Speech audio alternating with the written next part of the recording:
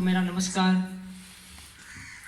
आज का विषय देशभक्ति और राष्ट्र निर्माण, इसमें हमारा सबका साथ सबका विकास का जो विषय है, इसके ऊपर मैं अपनी विचार रखना चाहूँगा। कुछ गलती हो तो क्षमा करना। सर्वप्रथम मैं शुरुआत जवाहरलाल नेहरू जी के उद्बोधन से करना चाहूँगा। जब भारत आज़ाद हुआ था उस समय जवाहरलाल नेहरू जी ने कहा था कि यदि हमारी शिक्षा यदि मजबूत हो सकती है, यदि हम अपनी बेसिक नॉलेज को, अपनी बेसिक शिक्षा नीति को यदि उच्च स्तर का कर सकते हैं, तो आने वाले समय में हमको विश्व गुरु बनने से कोई नहीं रोक सकता।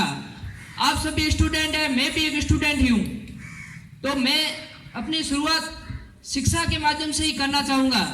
आज पूरे विश्व के अंदर जो सबसे लचीली शिक्षा नीति है वो अपने भारत की है।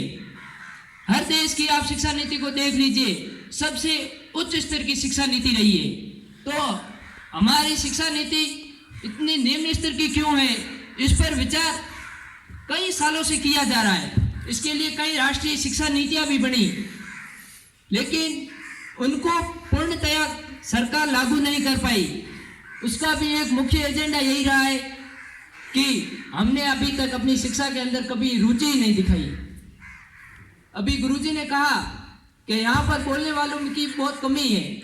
मेरे को समझ में नहीं आता कि अपन बोलने से इतना डरते क्यों है। जब हम आगे नहीं बढ़ेंगे तो दूसरों को प्रेरणा कैसे देंगे। जब पढ़ा हुआ व्यक्ति भी आगे नहीं बढ़ सकता तो हम निरक्षर लोगों को कैसे आगे बढ़ाएंगे।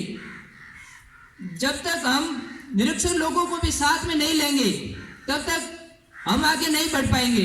स्वामी विवेकानंद जी के गुरु परम आदरणीय रामकृष्ण परमहंस जी ने कहा है कि जब तक शिक्षित व्यक्ति अपनी बात को नहीं पहचानेगा, जब तक देश के अंदर भूखे लोग सो रहे हैं, तो पढ़ा हुआ व्यक्ति भी एक तरफ से बहुत ही देश के लिए गद्दार आदमी माना जाता है।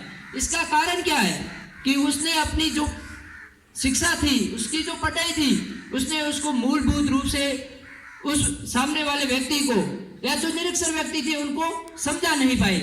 इसी कारण से हमारा देश विकासशील की श्रेणी में आता है।